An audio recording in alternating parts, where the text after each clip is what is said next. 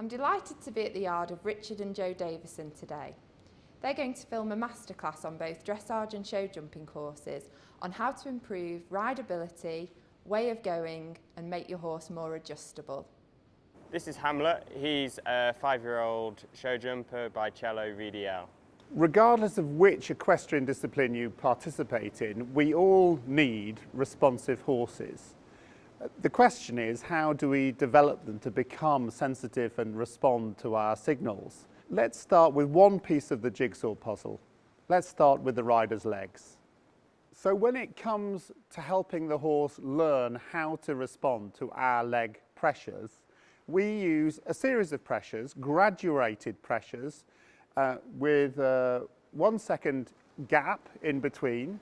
And as soon as the horse chooses the desired action, then we stop giving the next pressure. So Joe, can you talk us through a series of upward transitions from halt to walk and tell us how he's responding today? Okay, let's get started.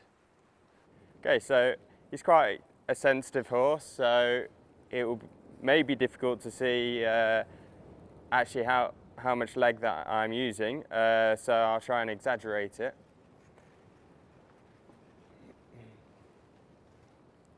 Ooh. So it's important to release the leg when we get the desired reaction and not hold it on. The horse learns from the release of pressure. Ooh.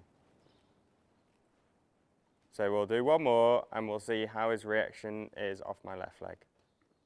That time he didn't respond straight away to in the way that I wanted to the first application of pressure, so I just had to repeat it in a very small way, and he responded very well the second time. Okay, so now we're going to progress on to the walk-trot transitions, and the same principle applies. So I'm going to put on as little leg pressure as I need, and hopefully I get the reaction that he trots forward.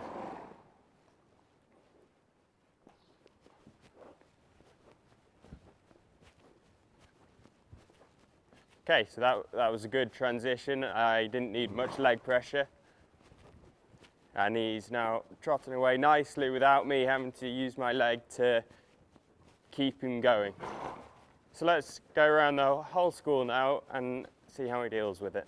I'm not going to keep using my legs to keep him going forwards. I'm only going to use my leg when he slows down.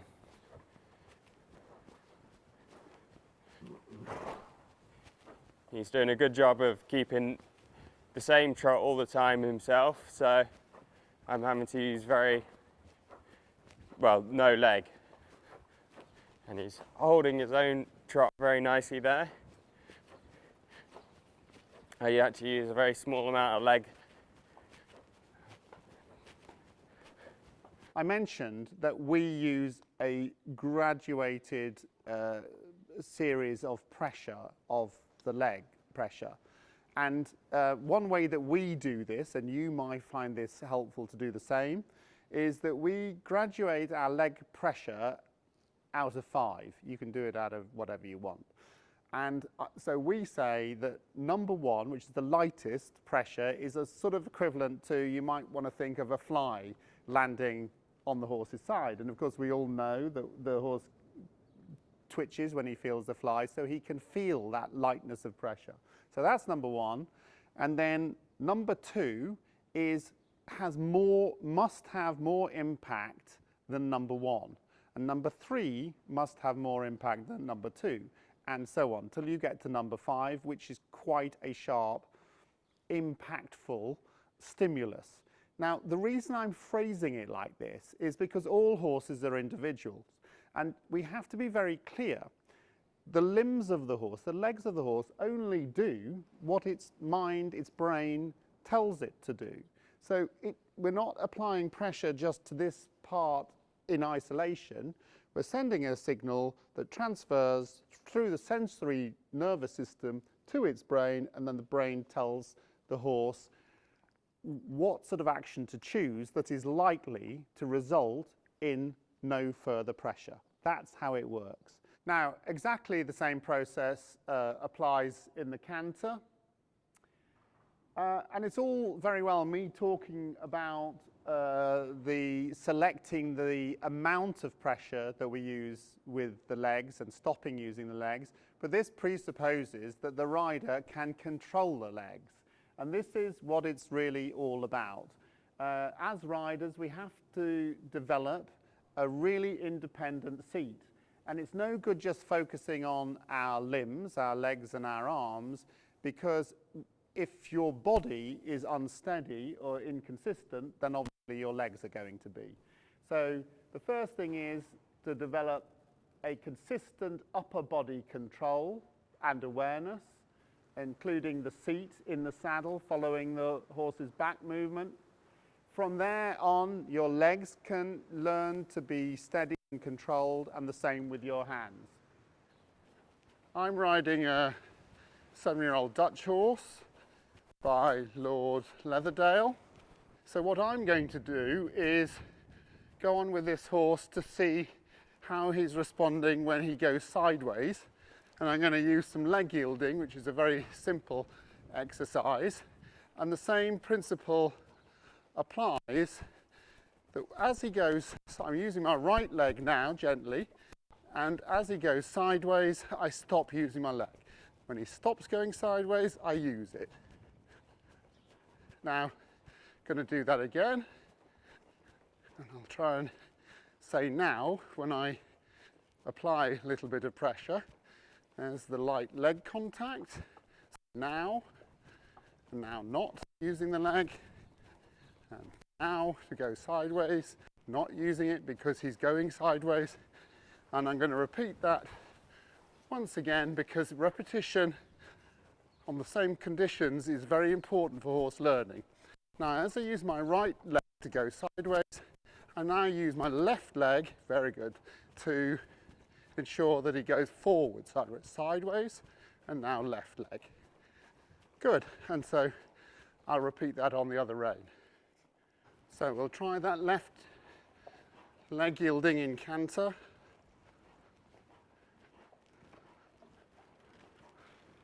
Go straight after the turn, select a very light pressure, and that's fine. He's taking himself away from that left leg. Now the same process applies when it comes to getting bend, or to use the more correct term, flexion, because all joints flex and they extend, including that of the neck and obviously through the spinal process. So if I use my right fingers, he looks to the right, and that's fine. Now my left hand, he straightens his neck up again in order to relieve himself of the pressure. Check that to the left, and he looks left, use the vibration down the right, and I can grade that vibration accordingly, according to how the horse is responding or not responding. Let's try that in trot. So we want his neck centered, central, start from the central position. Use a little bit of right fingers, right wrist, till he looks a bit to the right. And when he looks to the right, I can give and retake that right rein as an incentive for his response to the right rein. I don't make the horse bend. I'm giving him a little vibration, and when he chooses the right response to that, then I ease the pressure. Whether I give it away completely like that, or whether I just minimize it. Now, once we've started getting the horse figuring out how to minimize pressure with the reins, we can start thinking about the height of his neck. So he's starting to stretch down, and that's important for opening up, stretching the muscles on top of the back. And now I want to bring his neck up to the sort of halfway position. Keep him that his frame, his nose is a bit more forward. He's very fresh today. That has an effect on the muscles. So that's getting better. His nose is coming a little bit more forward, beginning to relax. And you see from the going down, he's come up, and then I lighten the pressure. Still got a rein contact, but it's very light now. And that's how he's going to stay like that. Not because I'm going to keep him like that, but because he's incentivized that if he moves his neck out of a different position till I ask him to, then he receives a response in my pressure. Now let's take him a little, I'll do it as I come over the center line, a little bit more up in his neck, because again, we need to take the neck up because that has an effect on the spinal vertebrae extending. Backs need to not just flex, all joints have to extend and flex equally, in both directions. And sometimes riders are too obsessed with the stretch down or taking the horses down, and they don't think of the function, the whole function of the vertebral column. So that's the up position. Now we'll get down, stretching a little bit to the point. So that's there. And I'm not holding him. If I give and retake the reins, he's staying in that frame, and now we'll stretch down. Now in canter, just the same as in trot, it's important that the horse covers a bit more ground and covers a bit less ground. So covering more ground, I apply a little bit of leg, left leg, also the body forward, and that's fine. Now I sit up, which brings a bit of pressure on the reins, and now I take small steps with the legs. It's really important that when I put pressure on the reins, the first thing is he gains less ground.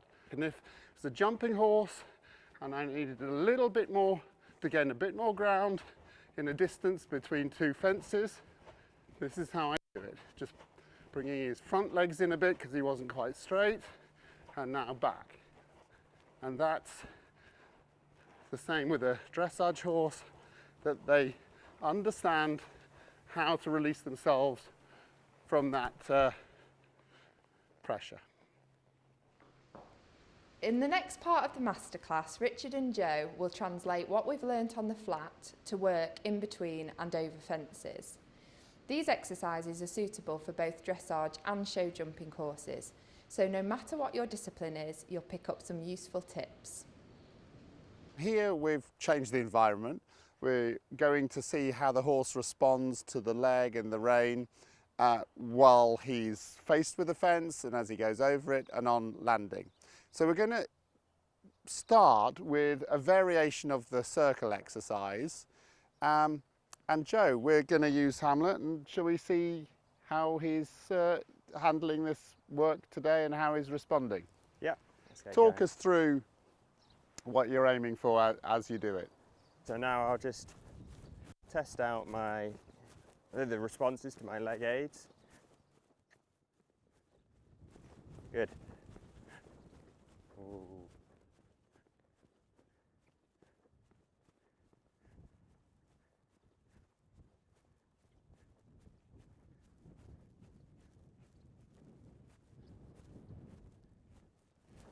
Okay, so I was happy with that transition there. He stayed relaxed and I didn't have to use much pressure there to put him up into canter.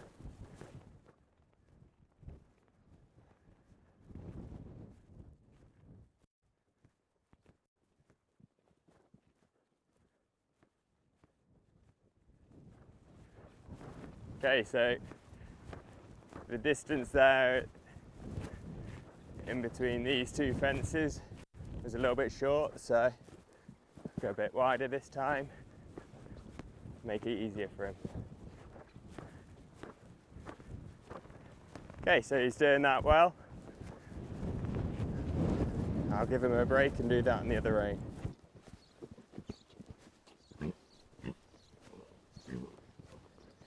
Here I'll just leg it onto the outside rein to make those 5 strides easier.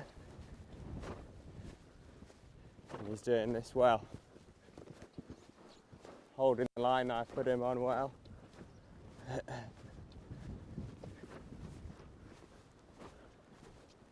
Hey, very good. So now that this 5-year-old has done the circle exercises, we're going to move on to the next stage, which is to test his responses in between two fences. We're going to keep a continuous figure of 8. We've got a vertical to an oxer on each line, coming off the left rein, the right rein, and they're set at 19 metres apart. And because these jumps are only small, we're going to get 5 nice, even, controlled strides in between those fences. Or that's what our aim is. Now, if Joe needs to move up and gain a bit of ground, then obviously he will select the right amount of pressure, leg pressure, to just do the job and not gain too much ground. Or likewise, if the horse jumps in and is on too big a stride, then he's going to have to sit up, use his body, and a little bit of rein. So it's exactly the same. It's dressage in between jumps, and it's a question of making an assessment. How much influence do you want on the horse, and selecting the right amount of pressure and looking for the right response. And just do the same now down this other distance. Just spooking at the water. He was doing a good job with going down the distance in the 5 strides, so now I'm going to add a bit of variation into it, and I'll be aiming to do them down 4 even strides. So I'm going to do that by trying to do my work before I actually get into the distance. So I'm going to check the leg response and up the tempo and just increase the stride length. And now I'm going to try and keep even strides all the way there in this canter. And he should come down the distance nicely on the 4 strides.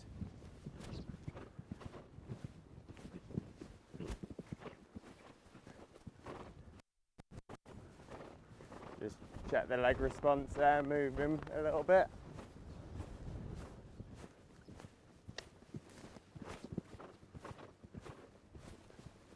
Yeah, that's better that time. Now this is another useful exercise that you can do with any horse. We've got a 6-year-old jumper we're going to use today, but we do this with our dressage horses. Obviously event horses can do it. It doesn't matter what you use your horse for. When you do these exercises just using small jumps, they're very useful to check that response that we've been doing in between fences, and they're fun to do, and basically it's just dressage in between fences. That's all it is. So let's get started. So what this exercise involves is I'm going to jump these green fillers first, and then get organised, and then leg yield down to the blue oxer, so I jump that straight. Test out the response and leg yield to the track. Very good there. Look to ride a smooth turn around to the green filler.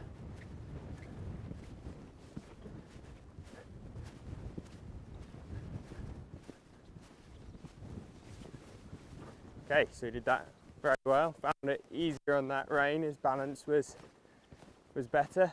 The next exercise we're going to do with him is to test the response on landing and be looking to recover as quickly as possible. As when you jump in a course, the landing is the approach to the next fence.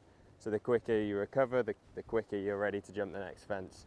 So what we're going to do is jump the blue oxer, come back to a walk as quickly as possible, and then strike off in then into canter and jump the vertical in front of us.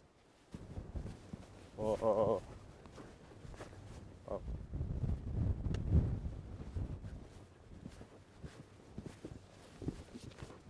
Oh. What we've done is we've included these fillers into this line here, and that just increases the difficulty, and it tells you whether your horse is staying on your line. We've put the last fence bigger, but you don't need to do this with big fences. It's 5 normal strides to 1 stride. Okay, so he did a good job there. Just do that once again off the right rein. Good.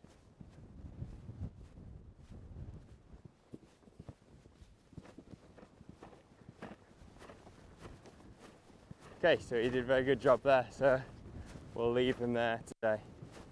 We're very lucky that we've got this gallop track that we use for the horses. We don't just use it for galloping, we use it for the dressage horses for developing their extended trot or even tempo changes.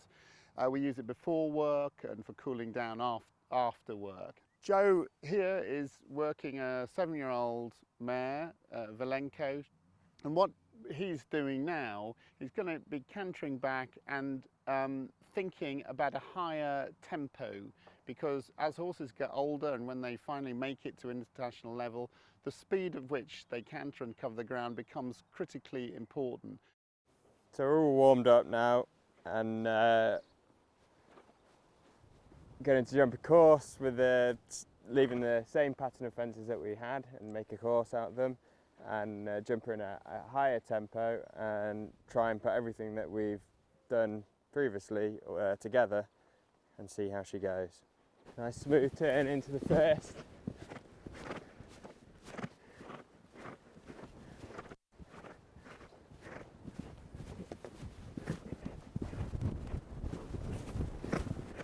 Hey, she made the distance a bit easier that time.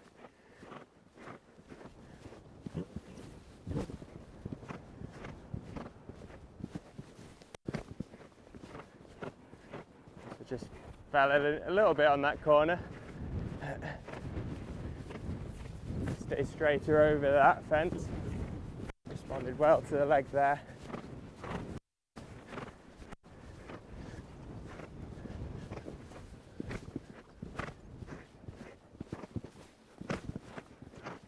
Okay, Joe, how did that feel? Talk us through it.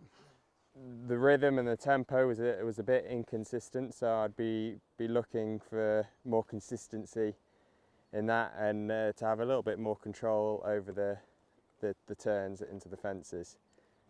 Why don't we give it one more try? Yeah. Okay, so I'll start this time like I did the last. Test the reaction to the aids. Move it forwards and back. Did that in a nice, calm, smooth way. Now I'm going to pick up the tempo that I'll be looking to ride the whole course in.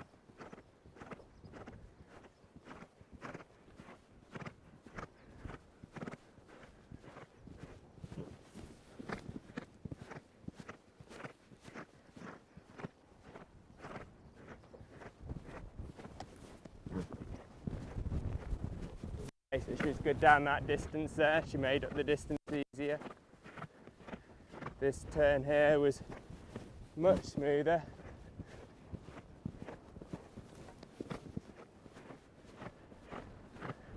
Falling in a bit there.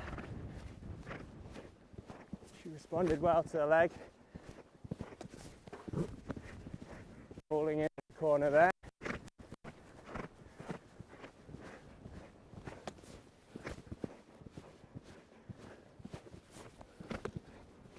Good. Finished off nicely. Well, that was certainly a lot better than the first round, wasn't it? Yeah, she was a lot better. Her responses were very good, and she was covering a bit more ground in the distances, a bit easier. The only criticism I'd have was it was difficult to have control over around the corners and the turns, and control what line she took into the fences. And I mean, that's our work going forward, and I think we might take her back to that circle exercise to get the landing and the turns smoother, and then do a little bit of work on that, and then bring her back and see how it works with the course. I think when you're assessing your show jumping round, rather than just basing it on whether you've jumped clear or had a fence down, I hope that we've given you a bit of insight into actually assessing how the horse goes in between the fences or on the turns, because that may well be the reason why you either had the fence down or had a rub at a fence, or that you may have a fence down in the future unless you work on the rideability in between the fences. But instead of using the word rideability, why don't we just call it dressage? Because that's what it is. It's the response and the influence over the horse in between the fences. And well, we've shown a number of different types of horses. They've all got different temperaments and characters, and therefore there will be a slight approach to each horse. But our job and what we enjoy is improving horses' dressage and response, whether it's in the jumping arena or in the dressage arena.